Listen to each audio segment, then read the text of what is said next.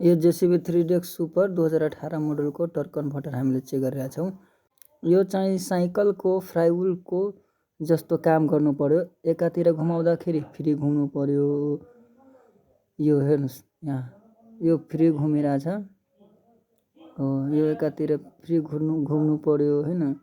अनि अर्कोतिर पुरैलाई लिएर तलको गियरको र माथिको दुईटैलाई एकैचोटि घुम्नु पर्ने हो। जस्तो साइकलको फ्लाइव्हिल घुम्छ नि त्यस्तरी दुवै एकैचोटि घुम्नु पर्ने हो। त्यो पुरानो थियो, अब यो नयाँ वालामा चेक गर्दाखेरि हेर्नुहोस् यसको चाहिँ एकातिर राम्रोसँग घुमिरहेछ। हो एकातिर यो माथिको मात्र घुमिरहेछ। यहाँ हेर्नुहोस् अब यो तलको पुरै सेटै लिएर घुमिरहेछ। यसको अर्थ त्यो पुरानो वाला बिग्रिया छ, खराब छ भनेर बुझिन्छ। यो चाहिँ ठिक्क छ। अब यसलाई हामीले फिट गर्ने हो जेसिबी 3DX सुपरको ट्रान्समिसन।